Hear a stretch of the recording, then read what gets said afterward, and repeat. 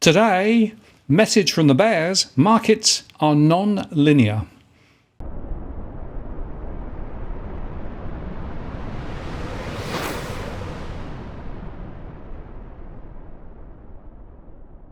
Hello again, it's Martin North from Digital Finance Analytics. Welcome to this post covering finance and property news with a distinctively Australian flavour. Well, US equities started the month lower after a strong set of data suggested the Federal Reserve has not yet slowed growth enough to tamp down inflation, while JPMorgan Chase Co's Jamie Dimon warned restrictive policies threaten to tip the economy into recession. After doubling in size through asset purchases in the first 2 years of the pandemic, the Fed's balance sheet will be reduced at a pace that's almost twice as fast as after the last financial crisis. And while the process officially commences on Wednesday, the first US Treasury securities won't run off until $15 billion mature on June the 15th. And minutes of the Fed's most recent policy meeting on May the 3rd and 4th said that, quote, regarding risks related to the balance sheet reduction, several participants noted the potential for unanticipated effects on financial market conditions. And the next meeting is scheduled for June the 14th and 15th. It would be an interesting one to be at, I think. And Americans are putting more on their credit cards and taking out fewer mortgages, as they need to increasingly borrow to cover the higher costs of everyday essentials and to respond to rising interest rates. US consumer borrowing soared in March by the most on record as credit card balances ballooned and non-revolving credit jumped, underscoring the combined impact of solid spending and rising prices. In fact, a record 537 million credit card accounts were opened in the first quarter. That's a jump of 31 million over the past year, according to the Federal Reserve Bank of New York's quarterly report on household debt and credit. And meanwhile, mortgage originations totaled $859 billion in the first 3 months of 2022. That's the lowest in nearly 2 years. While mortgages are still by far the biggest component of household debt at 71%, the data shows how consumers are relying more on credit cards as decades-high inflation boosts the cost of everything from food and gas to shelter. And now that the Fed is tightening policy and mortgage rates at the highest since 2009, Americans are refinancing them much less, as well as auto debt.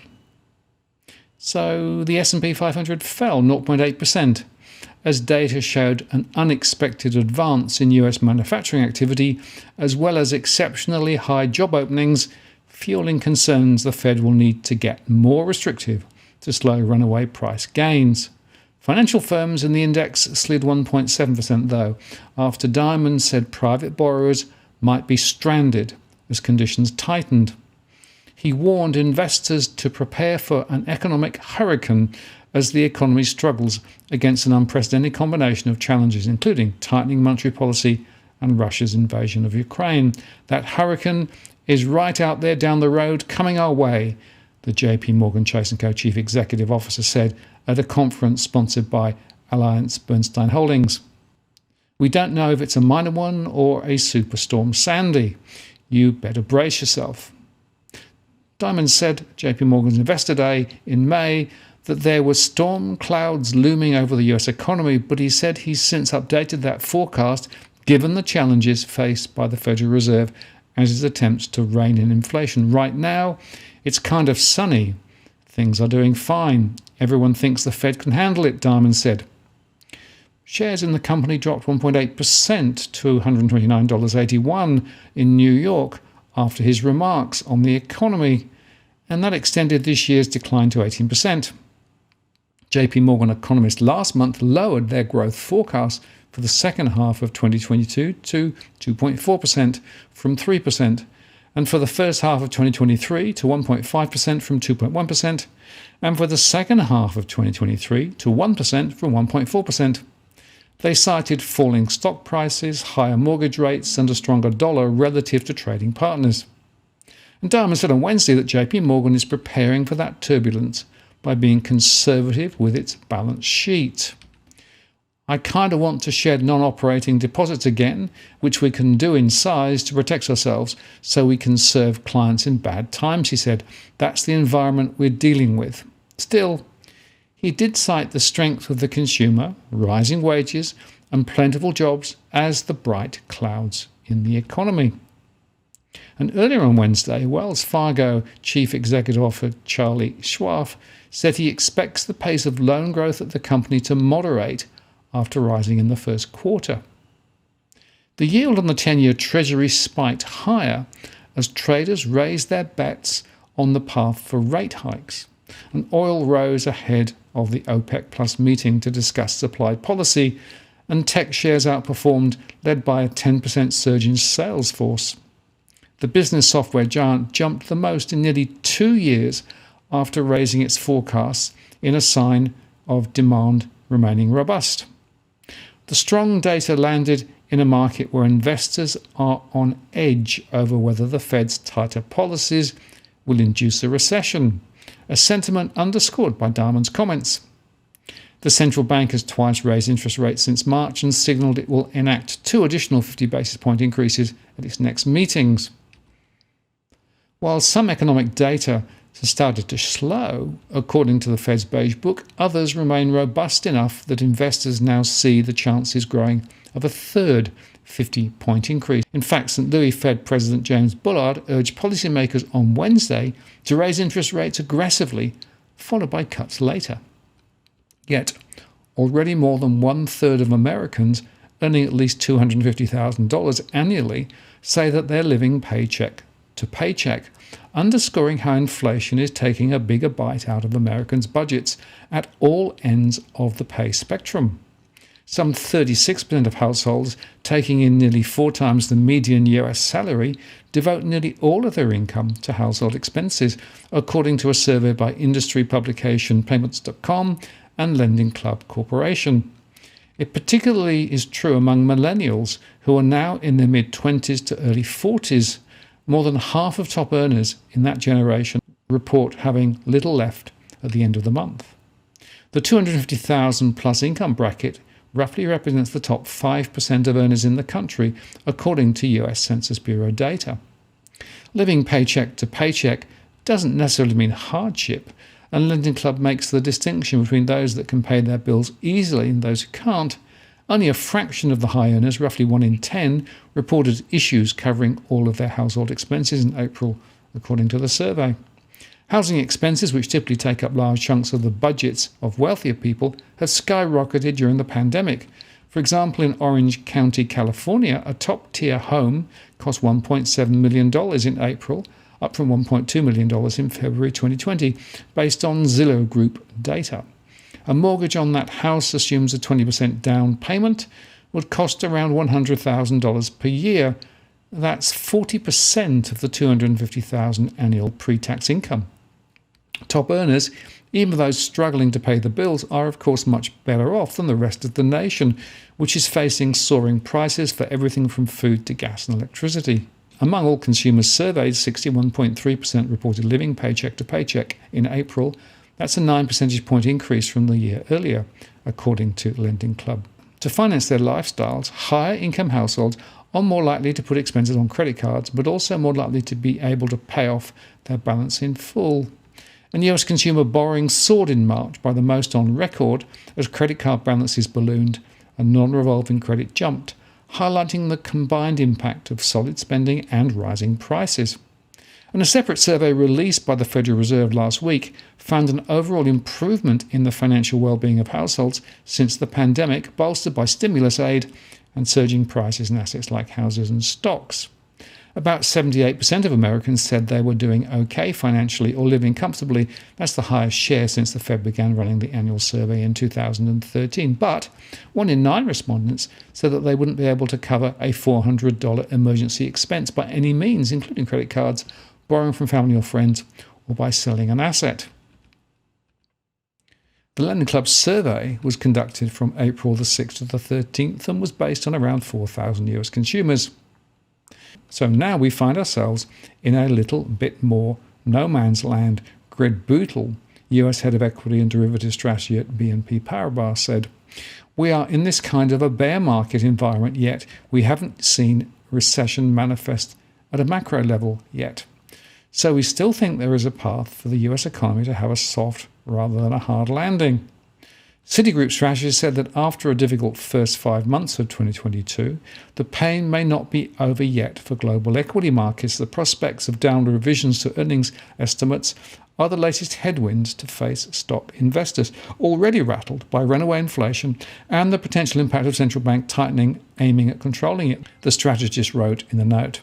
Among individual stock moves, ChargePoint Holdings slipped as analysts noted that the EV charging network firm's margins came under pressure due to rising costs and supply chain disruption, and Delta Airlines also fell after raising its revenue outlook, but warned it was likely not going to grow capacity through to the year's end. Europe's Stoxx 600 index extended declines in the wake of the Eurozone figures out on Tuesday that showed a record jump in consumer prices, strengthening the case for the European Central Bank to lift interest rates. And meanwhile, in the US, Treasury Secretary Janet Yellen gave her most direct admission yet that she'd made an incorrect call last year in predicting that elevated inflation wouldn't pose a continuing problem. Big picture, the market has priced in an economic slowdown but not a recession, Ned Davis, research strategist, said in a note. The timing and magnitude of any Fed pivot is the biggest factor in determining whether the rally can continue deep into the second half of the year. Another hurdle for the market is that earnings estimates appear vulnerable to further downward revisions. And sometimes a lesson from the past is helpful. Back in 2008, after the markets had fallen quite a way, investment bank Bear Stearns was bought by JPMorgan Chase Co with support and financial guarantees from the Fed for just $2 a share. That was quite a fall from the $170 a year earlier. And as a result of that, the S&P 500 rallied nearly 15% for a month following the collapse of the significant 85-year-old investment bank.